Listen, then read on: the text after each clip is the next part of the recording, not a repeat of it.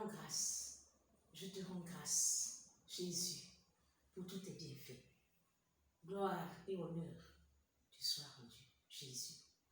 Bonjour, bien-aimé du Seigneur. Que la paix du Seigneur soit avec toi. Bien-aimé, je veux parler de quelque chose avec toi.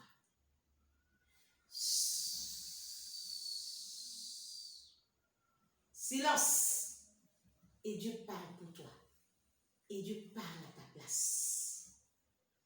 Bien-aimé, une nuit on dormait dans le quartier.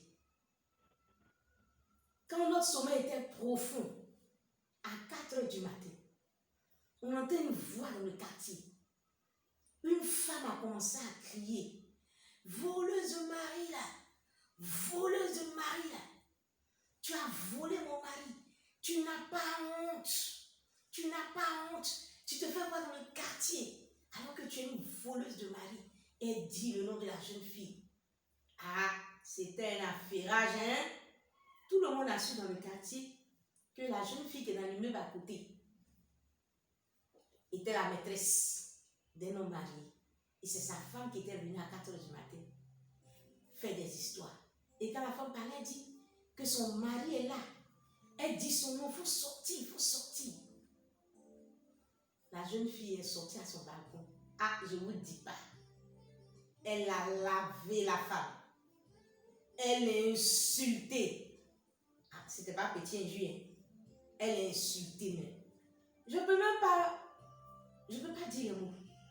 Je ne peux pas dire les mots. Elle l'a insultée. Jusque dans cette partie intime. Elle l'a insultée. La jeune fille a dominé.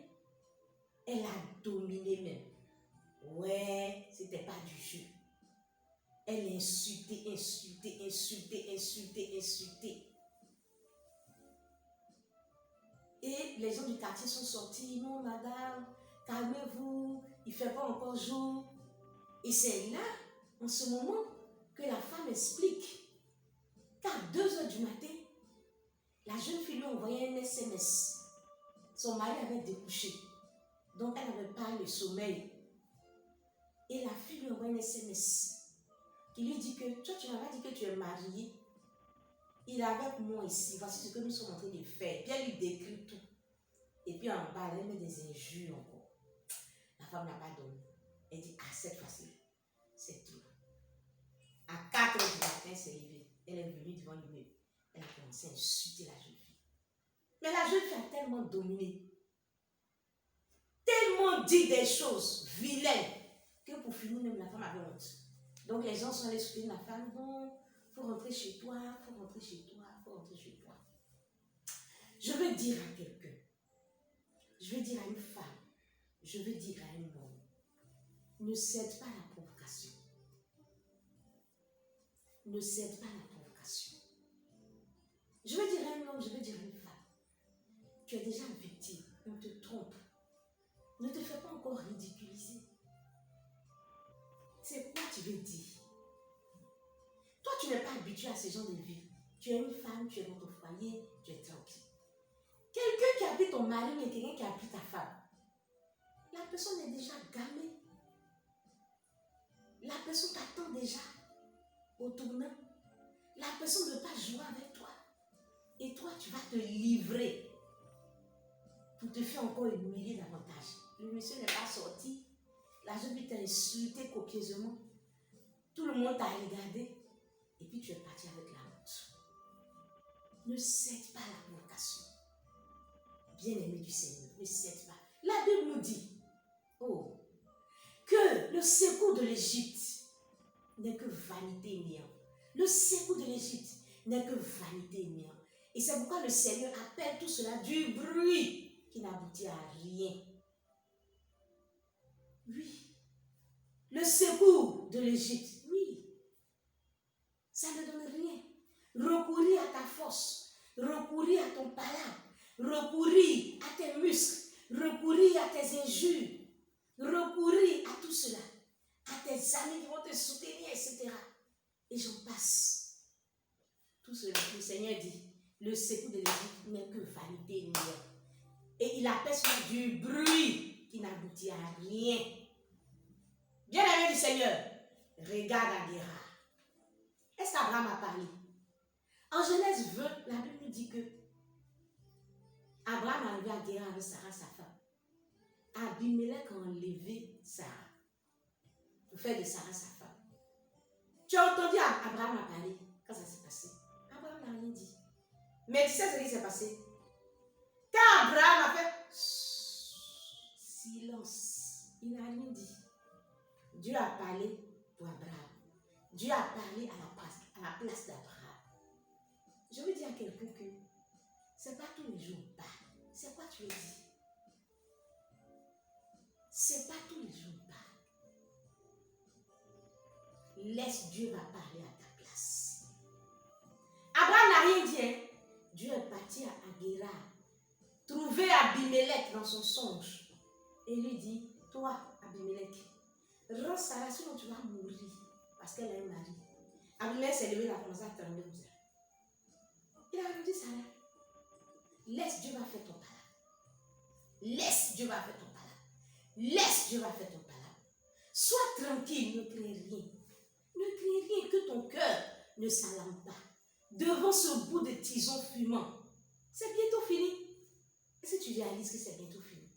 Que Dieu te fortifie, que Dieu te soutienne. Et pendant que tu traverses ce genre de moment, ce n'est pas facile. Hein? Mais si le Seigneur nous dit que c'est dans le calme, c'est dans la tranquillité, c'est dans le repos que sera notre salut, c'est que c'est possible. Il dit c'est dans le calme, la confiance que sera notre force. Et tu sais ce que Dieu a dit à Abimelech? Dieu a dit à Abimelech, il faut rentrer et puis Abraham va prier pour toi. Et puis tu vas guérir. Tu as compris? Dieu connaissait Abraham. Dieu sait qu'Abraham est dans sa présence. Dieu sait qu'Abraham est un homme de prière. Et pendant qu'Abraham ne parle pas, Abraham fait le travail dans le secret de Dieu, dans la chambre, dans l'intimité avec Dieu. C'est là que le palabre se passe. Sinon, ça, c'est pas un palabre. C'est pas un palabre. J'ai dit, silence. Dieu va parler pour toi. Dieu va parler à ta place. Toi, tu as pu parler, on t'a insulté encore. Dieu, quand il parle, qui peut résister? Hein? Sa voix est comme la voix des grandes eaux. Et plus que la voix des grandes eaux. Qui peut lui résister? Il est redoutable. Laisse Dieu va faire ton palabre. Tu as compris? Ne cède pas la provocation. Ne cède pas la provocation. C'est dans le calme, c'est dans la tranquillité. Oui, c'est là la force, dans la présence du Seigneur. Donc, mon frère, ma soeur, je te dis que ce n'est pas tous les jours on parle. C'est vrai qu'il y a des moments où on parle, mais ce n'est pas tous les jours on parle. Il y a des moments où c'est silence. Et puis Dieu va parler pour toi. Et puis Dieu va parler à ta place. Un jour, Anne, la mère de Samuel, a commencé à dire, elle a commencé à chanter. Mon cœur se réjouit en l'Éternel. Ma force a été relevée par l'Éternel. Ma bouche est ouverte en face de mes adversaires, en face de mes ennemis. Car je me réjouis de ton secours, ô Dieu. Et un jour, ta bouche va s'ouvrir. Dieu n'a pas fermé ta bouche. Dieu ne veut pas que tu fermes ta bouche pour toujours. C'est pas pour toujours. Mais il dit, attends le bon moment. Quand Anne se souvient des mortifications de Pénina, quand Anne se souvient de ce que Pénina a dit, et puis aujourd'hui, elle a son Samuel. Waouh! Pénina ne peut pas. La gloire de Dieu est là. Elle dit, ma bouche est ouverte. Elle veut dire que sa bouche était fermée. Ma soeur, mon frère, il y a un temps où ta bouche là, elle aussi fermée. On t'insulte, on te parle, on te dit tout ça. Ferme. Parce que Dieu va parler pour toi. Parce que Dieu va parler à ta place. Comme Zacharie. Quand la gloire de Dieu, Jean-Baptiste était là, sa bouche s'est ouverte. Ta bouche va s'ouvrir. Ne te blesse pas, ne t'inquiète pas. Ta bouche va s'ouvrir. Silence. Dieu va parler à ta place. Que la gloire et l'honneur soient à Jésus. Au nom de Jésus.